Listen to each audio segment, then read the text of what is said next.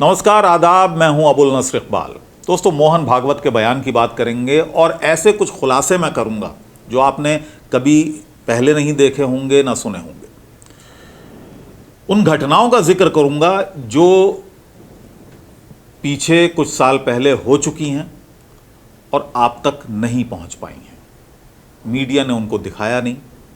Bharatiya Janata party के नेताओं ने उन तमाम घटनाओं को दबाने की कोशिश की। लेकिन मोहन भागवत की बात करेंगे। मोहन भागवत ने जो बयान दिया है, आरएसएस के मुखिया ने जो बयान दिया है, वो काफ़ी उसकी सराहना मुसलमानों में भी हो रही है। और उन्होंने जो कुछ कहा है वो आपको मालूम ही है। संक्षेप में मैं यहाँ पर बता दूँ, हिंदू मुसलमान का डीएनए एक है। उन्होंने ये कहा, उन्होंने ये भी कहा कि हमारे पूर्वज एक ही हैं और हम एक तरह से भाई भाई हैं। मुसलमानों को बेवजह इस देश में डराया जाता है, ये भी उन्होंने कहा। उन्होंने कहा कि मुसलमानों को इस देश से कोई निकाल नहीं सकता है। मॉब लिंचिंग पे वो बोले, उन्होंने कहा कि मॉब लिंचिंग करने वाले हिंदू नहीं हो सकते। उन्होंने कहा कि पूजा पद्धति के आधार पर किसी के साथ कोई भेदभाव नहीं किया जा सकता। तो तमाम तरह की उन्होंने बातें कही हैं, अच्छी अच्छी बातें कही हैं। तो बहुत सारे सवाल उठ रहे हैं। सवाल ये भी उठ रहे हैं कि क्या संघ और बीजेपी में अब विचारधारा को लेकर किसी तरह का कोई टकराव है। दूसरा सवाल यह है कि क्या मोहन भागवत का वाकई हृदय परिवर्तन हुआ है मुसलमानों को लेकर, जैसे कि पहले के सरसंघ चालक के.एस. सुदर्शन का हुआ था। कुछ लोग तो ये भी कहते हैं कि के.एस. सुदर्शन ने अपने आखिरी वक्त में इस्लाम कबूल कर लिया था। हम आपको इसकी भी जानकारी देंगे। लेकिन उन सवालों पर आते हैं हम कि जिसको लेकर इस वक्त फ़िलहाल एक ऐसी स्थिति है कि कुछ लोग कह रहे हैं कि ये पूरे जो बयान हैं वो राजनीति से प्रेरित हैं, पॉलिटिकल हैं, क्योंकि उत्तर प्रदेश में चुनाव होने वाले हैं और बीजेपी और आरएसएस को अब ये लगने लगा है कि उनको उत्तर प्रदेश में ख़ास तौर से, जहाँ पर 20% से ज़्यादा मुस्लिम आबादी है, वहाँ पर अब मुसलमानों का वोट भी चाहिए। तो ये एक जहन साजी करने की कोशिश है मुसलमानों के बीच आरएसएस की, और वो दूरियां कम करने की कोशिश है जो पिछले 7 साल में बनी है मुसलमानों के और बीजेपी के और आरएसएस के दरमियान। अब इस पर बयान आने शुरू हुए, लोगों ने बयान किए, ख़ास तौर से राजनेताओं ने इस पर बयान दिए। दिग्विजय सिंह ने इस पर ट्वीट किए। उन्होंने एक के बाद एक बहुत सारे ट्वीट किए। उनकी भी काफ़ी चर्चा हुई है, आपने सुने होंगे। उन्होंने कहा कि अगर हमारे पूर्वज एक हैं, हमारा डीएनए एक है, तो फिर लव जिहाद का कानून बनाने की क्या ज़रूरत थी। उन्होंने ये भी कहा कि मोहन भागवत जो हैं, सबसे पहले ये पाठ जो भारतीय जनता पार्टी के वो नेता जो हेट स्पीच देते हैं, या बजरंग दल के लोग हैं और विश्व हिंदू परिषद के जो लोग हैं, जो इस तरह की हेट स्पीचेस देते हैं, इस तरह का नफ़रत का माहौल बनाते हैं, उनको ये ज्ञान देना चाहिए, उनको ये पाठ पढ़ाना चाहिए।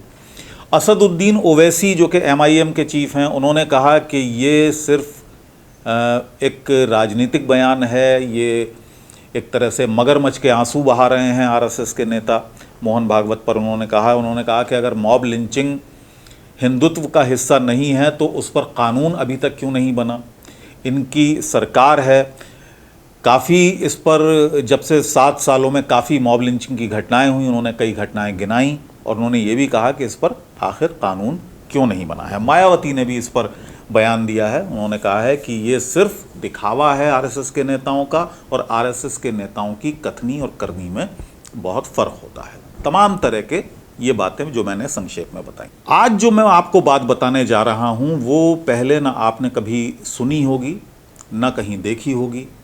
मैं इसी बयान को लेकर, आरएसएस के चीफ का मोहन भागवत का जो बयान आया है, इसी बयान को लेकर कुछ खुलासे आपके सामने रखूँगा, कुछ बातें आपके सामने रखूँगा।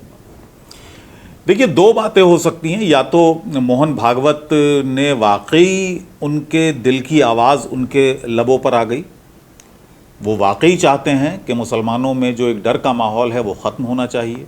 वो वाकई चाहते हैं कि मॉब लिंचिंग जैसी घटनाएं ना हों। वो वाकई चाहते हैं जो कुछ वो कह रहे हैं उसको अमली जामा पहनाया जाए। या दूसरा एक पहलू इसका ये भी है, क्योंकि उत्तर प्रदेश में चुनाव होने वाले हैं और जो आंतरिक जो सर्वे हो रहे हैं पार्टी के या आरएसएस के, उसमें लग रहा है कि शायद भारतीय जनता पार्टी वहाँ पर इस बार सरकार ना बना पाए तो मुस्लिम वोटों की शायद भारतीय जनता पार्टी को ज़रूरत पड़ेगी। तो एक जहन साजी मुसलमानों के दरमियान हो रही है ताकि आरएसएस को जिस नज़र से मुसलमान देखता आया है वो थोड़ी अपने उस नज़रिए में तब्दीली लाए और वो जो दूरियां हैं आरएसएस और मुसलमानों के बीच या बीजेपी और मुसलमानों के बीच वो थोड़ी कम करने की कोशिश की जाए। अब मैं एक घटना आपको बताता हूँ। जो पहला मैंने जिक्र किया कि क्या ये हृदय परिवर्तन है या हो सकता है, इसको हमें शक की नज़र से नहीं देखना चाहिए क्योंकि पहले भी ऐसा हुआ है। एक और आरएसएस के चीफ रहे हैं के.एस. सुदर्शन, उनका आपने नाम सुना होगा।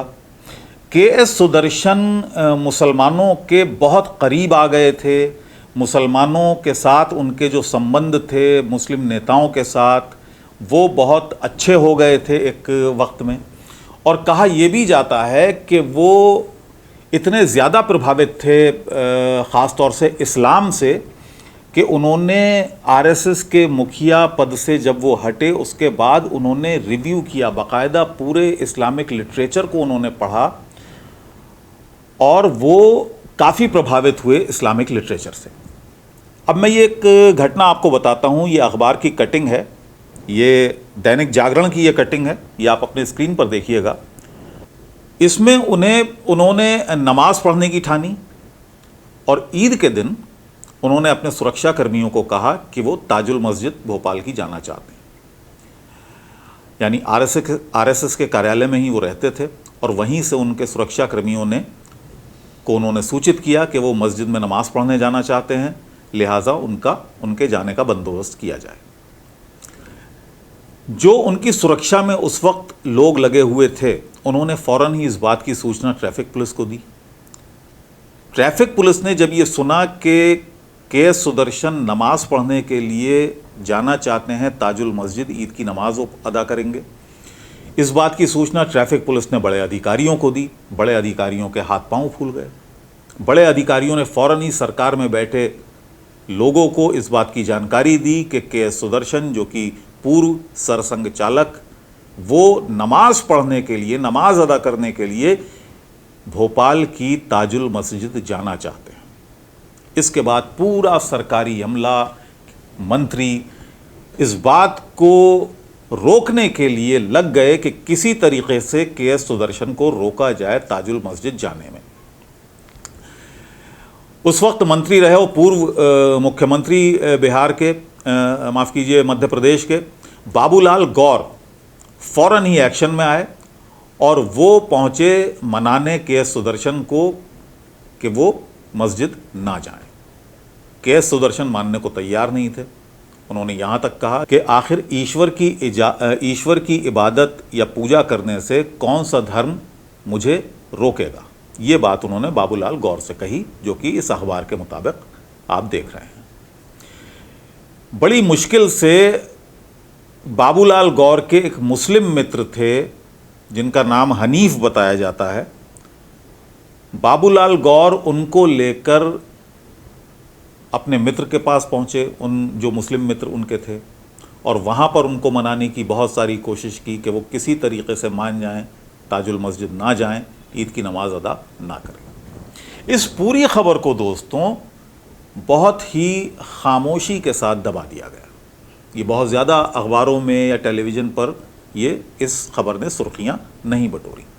अब जानकार उसकी वजह बताते हैं कि उसकी वजह यह है कि अगर आरएसएस के पूर्व चीफ इस्लाम से इतने प्रभावित हुए कि वो नमाज पढ़ने के लिए ताजुल मस्जिद के लिए उन्होंने रुख कर लिया, तो जाहिर है भारतीय जनता पार्टी और आरएसएस की जो पूरी विचारधारा है उसकी नींव दरक जाती। यही वजह है कि इस खबर को पूरी तरह से डाउन प्ले कर दिया गया, दबा दिया गया। तो ये घटना आपने सुनी और मैं तथ्यों के आधार पर कह रहा हूँ जो उस वक्त की अखबारों ने लिखा था। हालांकि बहुत ज़्यादा इस खबर को बहुत ज़्यादा जगह नहीं मिली थी अखबारों में भी, तो वो मैंने आपके सामने रखी हैं ये सारी चीज़ें।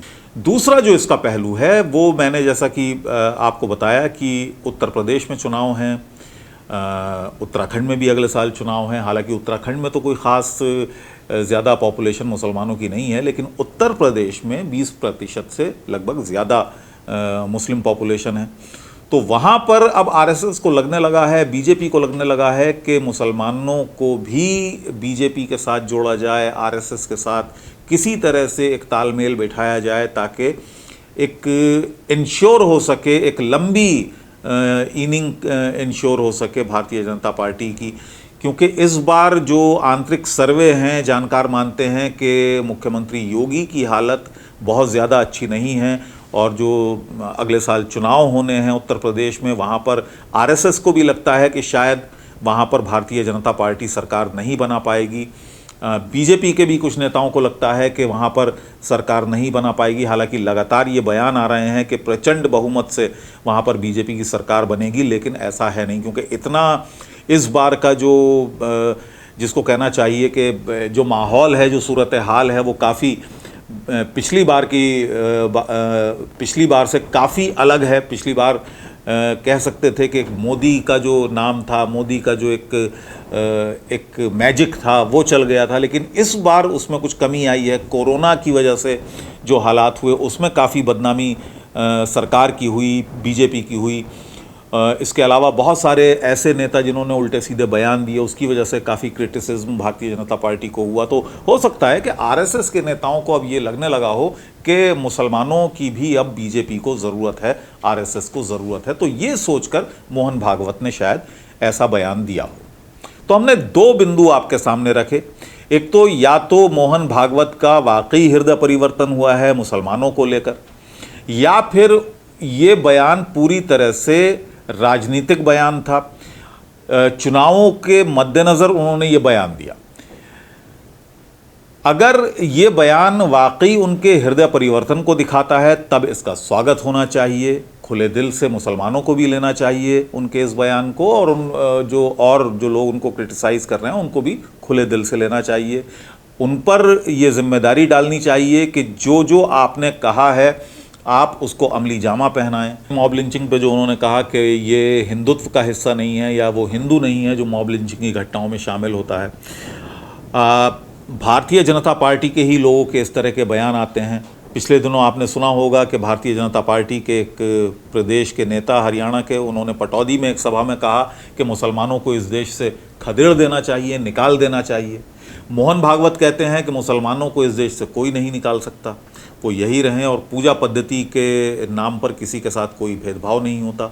तो आखिर ये जो विरोधाभास है पार्टी में और आरएसएस में, इसको साफ करना पड़ेगा मोहन भागवत को कि आखिर ये क्यों है और इसको दूर कैसे किया जाएगा। ये जिम्मेदारी आरएसएस के इन्हीं नेताओं पर है और भारतीय जनता पार्टी के इन नेताओं पर है कि इन पर लगाम आखिर कैसे लगे। क्योंकि अगर इन पर लगाम नहीं लगती है, अगर ये बयान इसी तरह से जारी रहते हैं, अगर मॉब लिंचिंग इसी तरह से जारी रहती है, तब ये बयान जो कुछ मोहन भागवत ने दिया है वो बेमानी है।